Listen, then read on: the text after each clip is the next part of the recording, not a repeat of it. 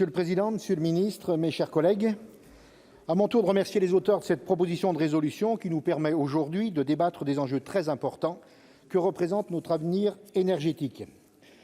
La proposition de résolution que nous examinons aujourd'hui invite le Gouvernement à étudier la possibilité d'une mise en cohérence de sa politique énergétique avec ses ambitions écologiques. Ce titre est encourageant. Il met sur un pied d'égalité la politique énergétique, la cohérence et les ambitions écologiques. Sur ce point, nous pourrions être en accord avec les auteurs de la résolution, tant les enjeux environnementaux sont intimement liés à l'avenir de notre bouquet énergétique. Toutefois, le contenu de la proposition de résolution nous invite à davantage de mesures. L'impossibilité de contrôler notre consommation énergétique, exprimée par les auteurs de cette résolution, est un premier point important de divergence. Il n'est pas irréaliste d'imaginer une consommation énergétique plus sobre et respectueuse de notre environnement et de nos ressources. Seule une réelle volonté politique permettra d'atteindre cet objectif. Le deuxième point de divergence est le tout nucléaire, prôné par les auteurs de la proposition de résolution. Pour l'avenir de la politique énergétique de notre pays, nous ne devons pas nous laisser enfermer dans une opposition stérile entre les pro-nucléaires et les anti-nucléaires. Les réalités structurelles, techniques et matérielles du secteur de l'énergie doivent nous conduire à trouver un juste milieu. Oui, nous ne pourrons pas nous passer de l'électricité d'origine nucléaire du jour au lendemain. Et oui, les énergies renouvelables occupent une place croissante dans notre bouquet énergétique grâce à des innovations régulières et une mobilisation de plus en plus importante.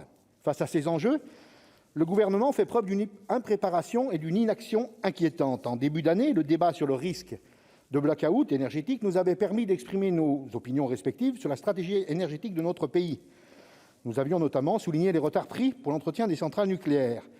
Alors que nous sortons juste de l'hiver 2021, l'utilisation à 22 reprises de la centrale à charbon de Saint-Avold et l'importation d'électricité d'origine allemande, produite à 40% par des ressources fossiles, sonnent comme des échecs pour la décarbonation de notre énergie.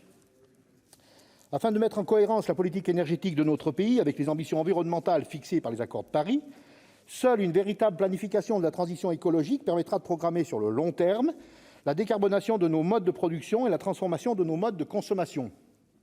Notre politique énergétique doit s'inscrire dans une vision où serait réellement planifiée la rénovation thermique des bâtiments, le développement des mobilités propres et un plan d'investissement pour la reconversion industrielle avec des mesures d'accompagnement social pour les secteurs impactés. Le rééquilibrage de notre bouquet énergétique, engagé lors de la mandature précédente par la ministre de l'Environnement Ségolène Royal, doit s'inscrire dans cette programmation. La réduction progressive de la part du nucléaire au profit des énergies renouvelables doit se poursuivre à l'échéance de 2035.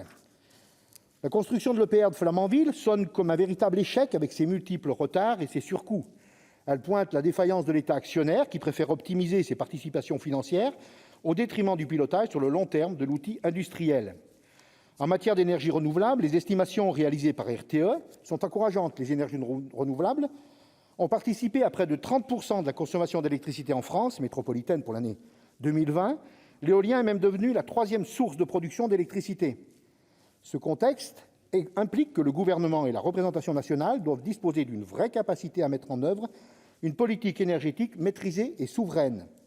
Pourtant, en se désengageant progressivement de certains grands groupes du secteur de l'énergie, le gouvernement se prive de ses capacités d'agir et nie totalement l'importance de l'État stratège, que ce soit en achevant la privatisation totale de l'entreprise Engie ou en permettant le démantèlement du groupe EDF. Le gouvernement se prive de la possibilité de s'appuyer sur les grands groupes énergétiques pourtant indispensables à la réussite de la transition énergétique. L'esprit libéral de ce gouvernement va malheureusement à l'encontre des enjeux et des nécessités de notre époque.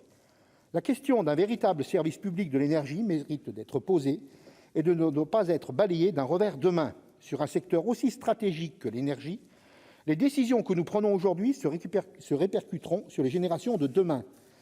Ainsi, mes chers collègues, pour souligner combien les enjeux relatifs au changement climatique supposent d'agir à la fois et simultanément sur nos modes de production et de consommation de masse énormément consommateurs d'énergie, tout en étant en désaccord avec le contenu et les arguments avancés dans la proposition de résolution, le groupe socialiste, écologiste et républicain s'abstiendra lors du vote de cette proposition de résolution. Je vous remercie.